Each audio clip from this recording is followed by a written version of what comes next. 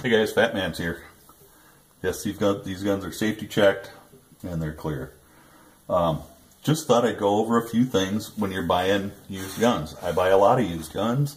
I don't like to buy new ones. I'll have a review on a new one that I bought as a new carry gun. On the top, we have a stainless steel AMT hardballer long slide 45, 1911. My Ballester Molina, which is in the 1911 style, and my Commodore 1911, which is a commander size 4 1/4 inch barrel. The Ballester Molina is a standard 5 inch. The hardballer, like I said, is a 7 inch. So it's quite a lot longer. But I wanted to show you just a few things real quick when you're looking to buy a 1911 style pistol. So the first thing I look at is the overall appearance, and I just decided to pick my Ballester Molina because it's probably got the most appearance issues, but it's old. You can see here on the barrel, you can see where there's actual metal that's been eroded away, mostly on this side, from going in and out of a holster. That's kind of normal for something like this. This one was police issued, and I can tell that because of some of the markings on the gun, which I'm not going to go into. Some of the things you want to check is you want to grab your slide. Grab the slide and just kind of wiggle it. This one's loose. I don't even want to think about how many rounds. I've got 2,000 rounds through this plus. So I expect it to have some play in it. You want to make sure your hammer cocks okay. And it'll uncock. You want to check your safety. Flip your safety on. You shouldn't be able to fire it. Safety off, it should fire. Plain and simple. Your hammer should look like a hammer. You shouldn't see any file marks or any kind of grinding. A professional gunsmith is going to repair that. When he has to do that kind of stuff, he's going to make it look right. They're going to, if it's a bead blasted finish like this AMT has, they're going to bead blast it again, so it looks good. The end of your barrel, you can see on this, there's a gap between the barrel bushing and the slide. And that tells me that this bushing is worn out or the slide is worn out. There's a groove inside the slide where that barrel bushing sits. So it's either the bushing is worn out or that groove is worn out. I happen to know it's the bushing that's worn out on this. And I'll replace it one day if I can find one. I'd like to find one for a Ballester Molina, but it's probably not going to happen. But I'll fit a 1911 one in there. And that's about it. There aren't a lot of parts that'll fit from a 1911 in here. So those are the kind of things that you want to look for. Look at your grip screws. These are bunged up. This is an old gun. I expect that. The finish is substandard, mostly because it had no finish on it when I got it. I did a quick cold blue to it, and I used this for my first season of USPSA, so I know it has issues. If they'll let you get a hold of a magazine, stick it in, make sure your slide holds open on an empty magazine. That's kind of important if that's what it's supposed to do. Not all guns will do that. My Davis does not hold back on the last round. Okay. And that's pretty much it. You should be able to dry fire. You can, ask before you dry fire anything in a gun store. Kind of just a courtesy.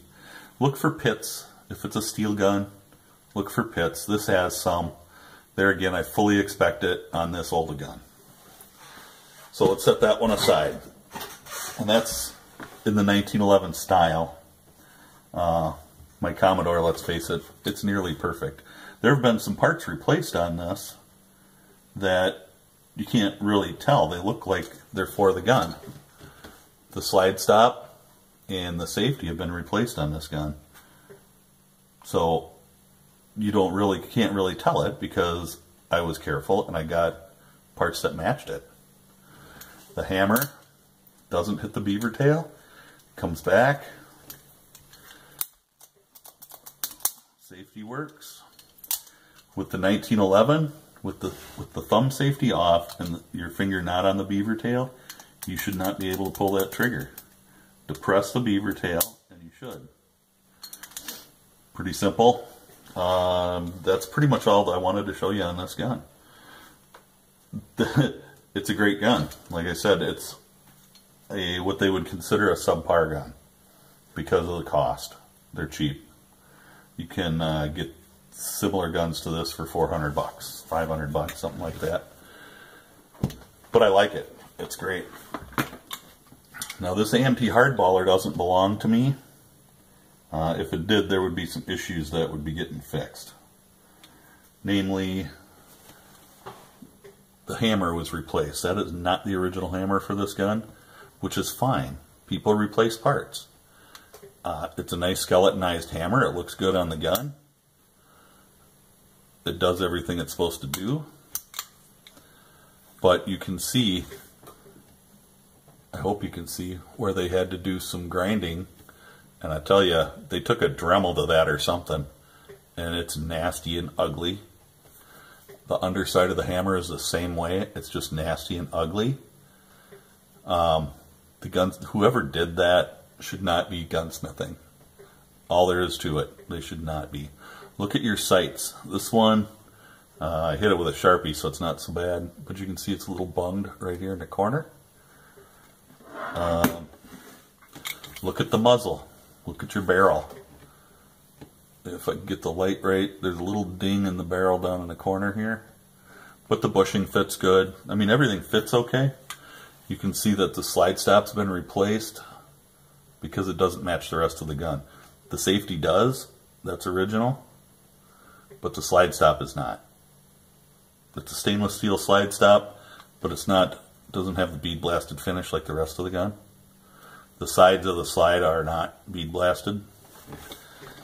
Overall appearance, there's some scratches along the side here. Some scratches here in the frame. You know, that's all stuff that detracts from the appearance, but doesn't detract from the operation of the gun. And this seems to function okay. But I'll find out. There's some wear at a couple of common points right here at the slide stop. And here at the opening for when you disassemble it. There's some wear around the ejection port. It's all perfectly normal. I can tell by looking at those things that this gun's seen a lot of rounds. And that kind of, you know, brings up the curiosity. If your gun shop will let you, go ahead.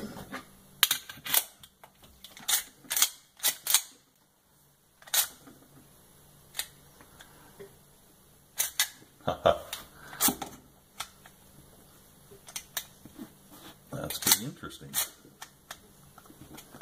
Like I said, this isn't my gun. So I would say there's a fitment issue with that slide stop. If they'll let you, take a bore light. And if you shine it in from the breech, you can look down the bore. The rifling looks good in here. I do see some lead in the barrel. And I haven't shot any of my lead through it, so I know it's not mine. But I will. And just kind of take a general look. The breech face, make sure that's not, there's no divots. And you can, I mean, you can really see when you look here at the wear on the extractor, the ejector surface. Yep, I can see some pretty good wear in there. And, you know, you just want to look for that kind of stuff. Anyway, that's just a little quick, you know, some quick stuff that you can look at when you're looking at a used gun. Myself, I would have done some serious negotiating on this gun to get the price down to where I thought it was worth. But what do, you know? This gun, I paid asking price for it. The price was really good on it. I got it for 350 bucks. Got a really, really good price on it. Everything worked beautifully. Like I said, I broke the safety. And there ain't much you can say about that. So that's been replaced. And the slide stop just wore out. They were MIM parts or metal injection molding parts. So they weren't steel like these are. Well, they were steel, but they weren't milled parts. These are milled. The slide stop is actually for a Remington R1, and so is the safety. So, that being said, stay safe, God bless, and have a fantastic day. We'll catch you next time around.